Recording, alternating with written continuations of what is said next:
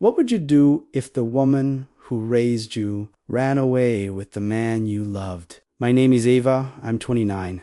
And until last year, I thought I had the kind of life that grows roots and blooms without much effort. I had a husband I adored Dianen, a mother who felt less like a parent and more like the soft, steady weather I'd known my whole life. If love was a house, they were the walls that kept me safe. I grew up with just mom and me. Carolyn, that's her name, could, so a prom dress out of nothing and a dinner out of scraps. She had this stubborn optimism that survived every late bill and broken appliance, a smile like a dare to the world. Try me. When I graduated, she was the loudest voice in the crowd, cardigan sleeves damp from crying, cheering like I'd won something bigger than a degree. We weren't perfect, but we were a team.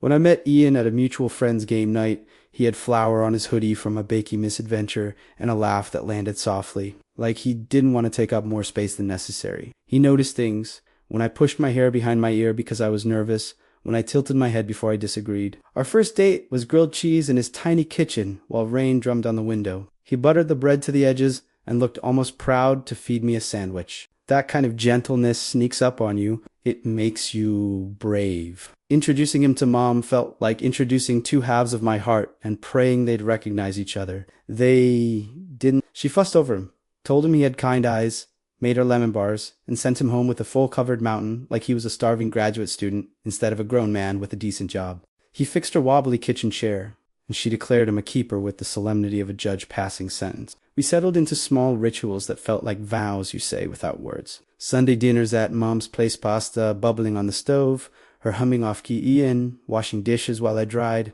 Wednesday, check-ins. You reading enough? From her, you sleeping. From me. Holidays were chaotic and homey. A lopsided Christmas tree. Too many pie options at Thanksgiving. New Year's countdowns and fuzzy socks. If you'd asked me then to name the safest person in the world, I would have said my mother. If you'd asked me to name the person I trusted with the rest of my life, I would have said my husband. We married in the spring under a maple tree that had the audacity to bloom exactly on time. Mom cried before I even walked down the aisle. Ian's hands didn't shake when he slid the ring on my finger, whispered, "I'm here." And I believed him the way you believe in gravity. Afterward, Mom hugged us both and said, "I can breathe now." Like she'd been holding her breath for 29 years just to exhale into that moment. The first year was ordinary in the best way. Work, laundry, a plant that kept dying and coming back like it couldn't make up its mind.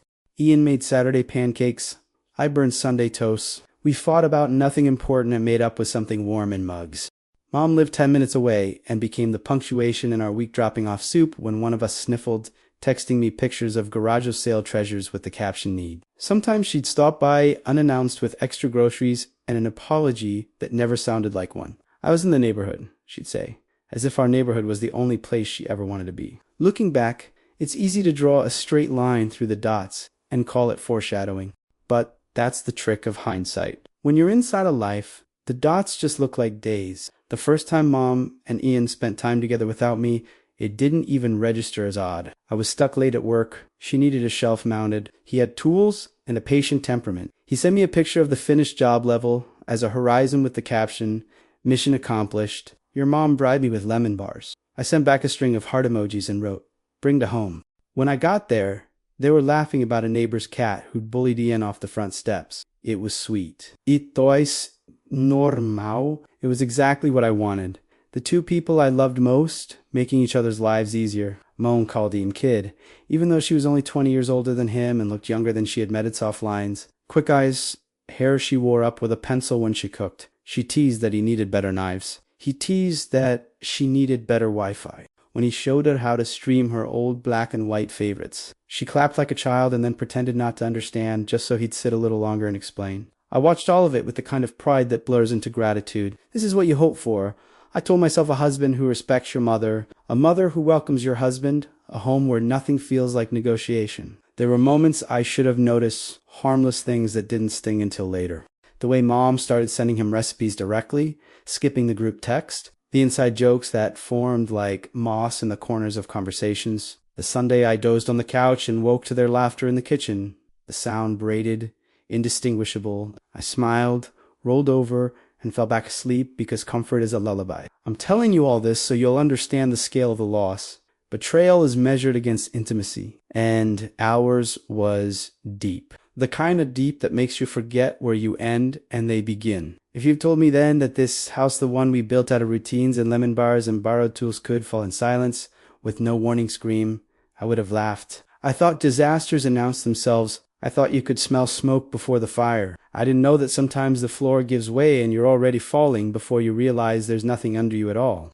Looking back, the signs weren't they were whispers. And whispers are easy to ignore when you want to believe in peace. It started with frequency. Mom was always a part of our lives, but suddenly she was always around. Groceries we didn't ask for, casseroles we didn't need, just passing by visits that stretched into entire evenings. At first, I was grateful. Who doesn't want extra help? Who doesn't want someone who knows how to unclog a sink without YouTube? But the difference was in who she leaned on. She stopped calling me to fix things. She started calling Ian. Ryan's busy, she'd say when I raised an eyebrow. Besides, Ian doesn't mind. And Ian didn't. He'd grab his toolbox, grin, and head over like it was nothing. I told myself it was fine bonding. That's all. Then came the praise. Mom had always been supportive, but now her compliments for Ian were threaded into every conversation. He's so thoughtful. He's got such a steady hand. You're lucky. Eva, men like this don't come around often.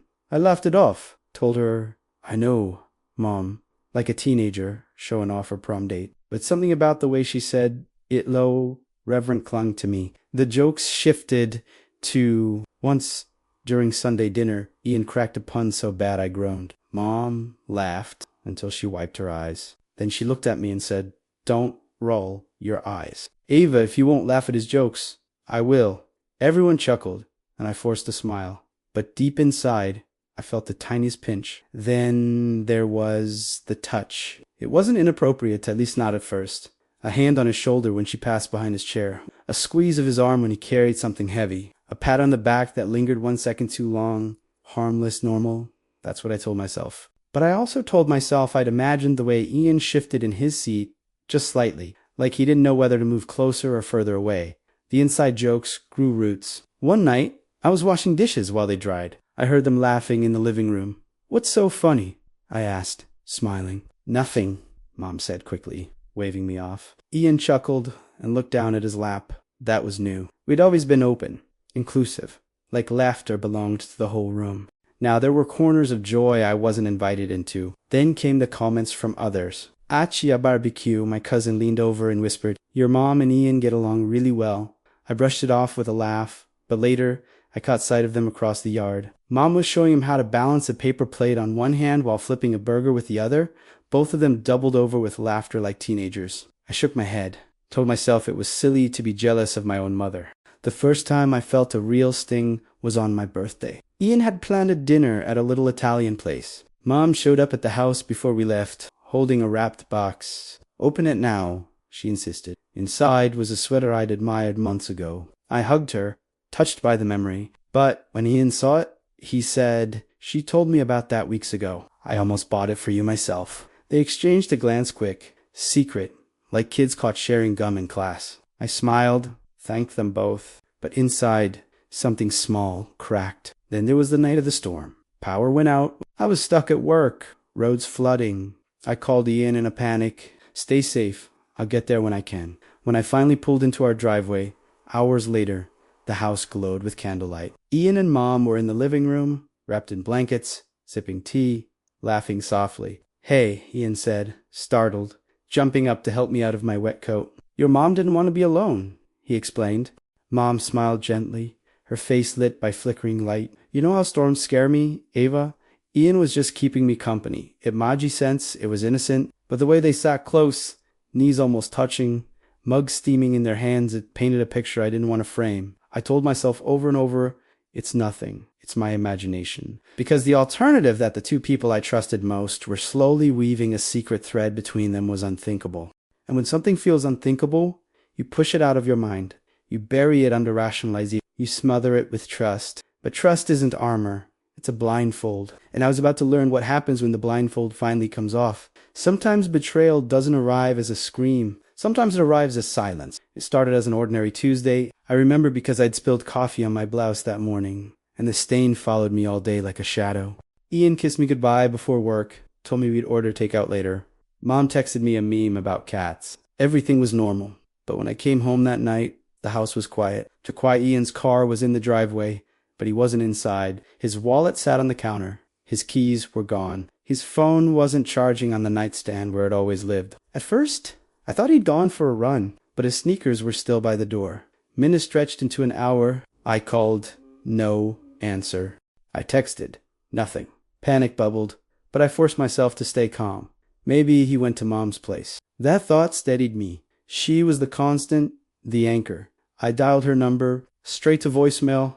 I tried again and again. Same thing. By the third attempt, my hands were shaking. I drove to Mom's house. Her car was gone. The lights were off. I stood on the porch with my heart pounding, staring at the locked door like it might unlock itself if I begged hard enough. Neighbors peeked through curtains. One came out and said, "Haven't seen her today? Everything okay?" I lied. "Yeah, just checking in." But nothing was okay. The next day, neither of them showed up. Ian didn't go to work. Mom didn't answer friends' calls. I called hospitals. I called police stations. I filed a missing persons report, my voice trembling as I spelled their names. The officer nodded sympathetically, scribbling notes, telling me sometimes people just needed space. Space. The word felt like a wound, because this wasn't space. This was disappearance. Days blurred together. My nights were endless loops of dialing their numbers, refreshing social media, staring at the door, waiting for footsteps that never came. I plastered their photos on bulletin boards, begged the local shops to keep watch. I walked through malls, airports, bus stations, scanning every face until they all looked like strangers. Friends came by with food I couldn't eat, hugs that couldn't reach the hollow inside me. "They'll turn up," they whispered. "Don't lose hope." But hope was cruel. Hope gnawed at me, made me wonder if they were hurt, trapped, needing me. It made me picture Mom tied up somewhere, Ian fighting for air. It made me run to the door every time the phone buzzed. And yet, in the deepest part of me, there was another voice, one I hated. Juanai, buried, one that whispered, "What if they left you?" 2 weeks later, the police called. "We found activity on a credit card," the officer said.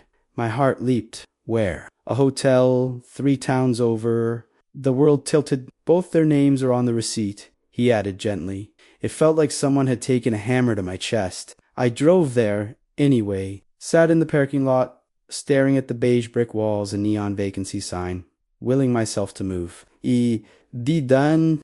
Because if I walked in, if I asked at the desk, if I saw their names printed together on a reservation, it would turn whispers into shouts, suspicions into truth. I stayed in my car until sunrise, hands gripping the wheel, eyes dry from tears that refused to come. Then I drove home, empty-handed, empty-hearted.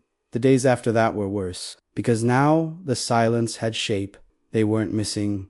They weren't victims. They were gone together, and the 2 people who were supposed to love me most had left me in the ruins without even the decency of goodbye. I stopped answering calls, stopped opening curtains. I went to work because bills didn't forgive absence, but I moved like a ghost. My body did, things walked, sat, typed, but my mind lived in the space between 2 vanished shadows. Everywhere I looked, reminders clawed at me. Eon's mug in the sink. Mom's scarf draped over a chair from her last visit. The sweaters she'd given me on my birthday. I picked them up, put them down, unable to decide whether to throw them away or clutch them until they dissolved. Because how do you destroy evidence of people who destroyed you first? And the worst part, I still didn't know why. Why leave without a word? Why together? Why me left behind? It's the not knowing that carves the deepest wounds. It arrived on a Thursday, late afternoon, tucked between a utility bill and a coupon booklet. A white envelope with my name on it in my mother's handwriting rounded letters I could recognize from across a room. My hands went cold. I closed the door, slid down with my back against it, and stared at the envelope like it might hiss. For a full minute, I didn't move. Then I got up, sat at the kitchen table, and tore it open with a butter knife, because the little rituals matter when your life's been turned inside out. There were 3 pages, lined paper from the notepad she kept by the phone. The first line tilted right, like she'd started too fast and couldn't slow down. "Ava, if you never speak to me again, I understand. I know I don't deserve your forgiveness. But please read this.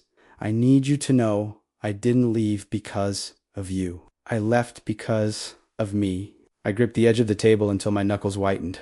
"I didn't plan any of this. I swear to you, I didn't wake up one day and decide to take your husband. I didn't even let myself see what was happening until it had already happened. I've spent most of my life being your mother before being Caroline. I don't say that as a complaint. Raising you is the best thing I ever did. But somewhere along the way, I stopped being a person who wanted things. I became a person who maintained things. Schedules, budgets, casseroles, smiles. I kept the machine running so you could have your life. And I don't regret that for 1 second. When you brought Ian into our world, I saw a good man who loves you.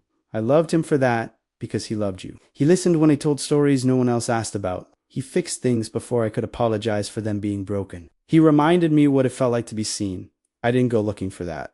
It just arrived like weather. I paused, hearing her voice in the dip of the letters, the way she made excuses sound like explanations. I tried to ignore it. I told myself it was motherly affection that I was projecting. I told myself I was silly, vain, ungrateful. I told myself 1,000 things, but feelings have a way of surviving speeches. The night of the storm, when the lights went out, I was scared in that childlike way that never leaves. He made tea and lit candles and sat with me until my hands stopped shaking. We didn't touch. We didn't do anything wrong. But I felt something soften in me that had been hard for years. I went home and cried because I knew I was already at the edge of a line I could not cross. I kept my distance after that. I tried. I stopped dropping by without calling. I told myself I was busy. But then your car broke down and he picked me up after work and we talked the whole drive like the road was carrying us somewhere we hadn't meant to go. I wanted to throw the papers across the room. I kept reading. Ava, I am not blaming you. I am not blaming him. I am telling you the truth as I have it. We fell in love and not because we were looking for it. I know how that sounds. I know it's the worst thing a mother can write to her daughter. There's no version of this where I look good. There's only a version where I stopped lying by omission. He tried to leave it alone. I did too. We said we would never hurt you. We said we would never act on anything. We said all the right sentences like they were bricks we could use to build a wall. But you can't mortar a wall with denial.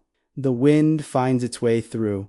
My stomach clenched. The metaphors felt like a betrayal of language itself. The day we left, it wasn't a plan so much as it collapsed. We met to say goodbye, properly somewhere public, somewhere safe. We told each other it had to end. And then we both realized we were lying to ourselves. Neither of us was strong enough to stay and watch the other pretend. We decided to go because staying felt like a different kind of cruelty. To you, to each other. Leaving without telling you was the worst part.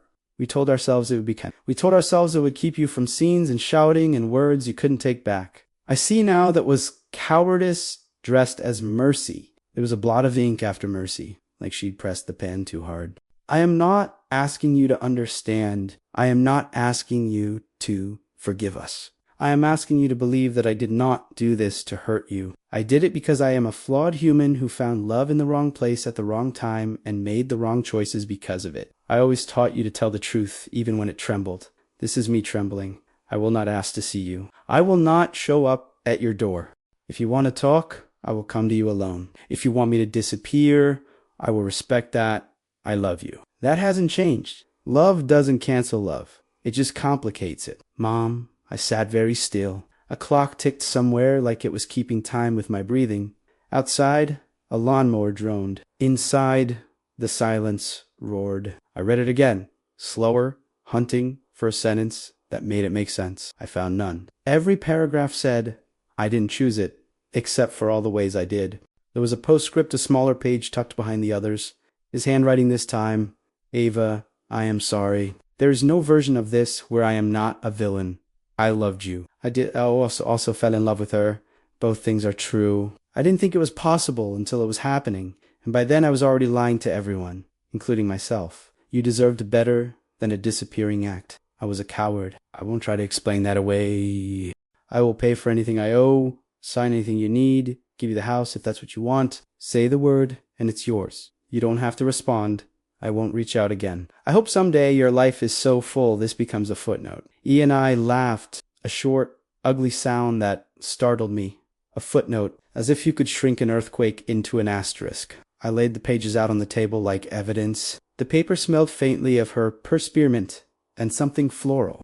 My throat tightened. It felt like grief and fury had found a way to live in the same room. I took out a pen, the same kind she favored, and drew a straight line down the margins of each page just to have a task my hands could complete. Then I folded them carefully, slid them back into the envelope, and put it in a drawer. Not the trash, not the keepsake box. A place for things you don't know how to categorize yet. For 3 days, I didn't tell anyone. Not because I wanted to protect them but because speaking it out loud felt like signing off on a reality I still hoped to undo by sheer force of will. If I didn't say it, maybe it could still unhappen. Magical thinking, the kind you mock until you need it. On the 4th day, I called my best friend Layla. I read her the letter in a voice that sounded like it belonged to someone older. She didn't say the things people say. Everything happens for a reason. Time heals. At least now you know. She said, "I'm here." And then she stayed on the phone while I breathed. I took the letter to therapy. My therapist read a few lines and said, "There's a lot of justification here." I said, "There's a lot of ink." We sat in the quiet between those truths. Word got out. My aunt called and cried. My father, who left when I was 7 and has spent the last 2 decades learning how to be sorry, left me a voicemail promising spare room, spare time, spare anything. Neighbors went still in the way people do around grief. They don't know where to place. At night, I dreamed in fragments, a lemon bar leaving sugar on a plate, a pair of hands tightening a screw, a doorway that wouldn't stop opening. During the day, I made lists, cancel joint accounts, call a lawyer, change the locks, breathe. I crossed off the ones I could and stared at the ones I couldn't. Sometimes I took the letter out and read it again, waiting for a sentence to transform into an apology that felt like one. It never did. It was an explanation that explained nothing, an admission without repentance. And I love you welded to and I chose someone else. Maybe that was the point, to show me there wouldn't be a neat moral, a clean ending where everyone hugs in a kitchen that smells like lemons. Some stories end with a drawer that won't close all the way because the envelope keeps catching. I pushed it shut anyway. Life didn't end with the letter, but it split in two before I opened that envelope and after. I filed for divorce. Ian didn't fight me. True to his word, he signed everything, handed over the house, sent an email saying he'd moved states away. No address, just distance. As for Mom, I didn't see her again. Not in the grocery store, not at the mailbox, not in the background of family gatherings. She disappeared into her choice, like it was a new skin. Family took sides. Some said blood is blood. Others said betrayal burns. That bridge forever. I stayed quiet, because every sentence felt like a weapon, and I was tired of war. The house is mine now, but it feels different. Tu is tu. Sometimes I hear Ikosur laugh in the kitchen, his voice in the hall.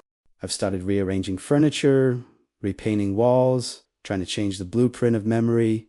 It helps a little. What helps more is knowing the truth. Even if the truth is jagged and cruel, it's still better than the silence that came before. Because silence is a story you can't read. At least now, I know the ending. So now I ask you, if you were me, would you ever forgive a mother who ran away with your husband?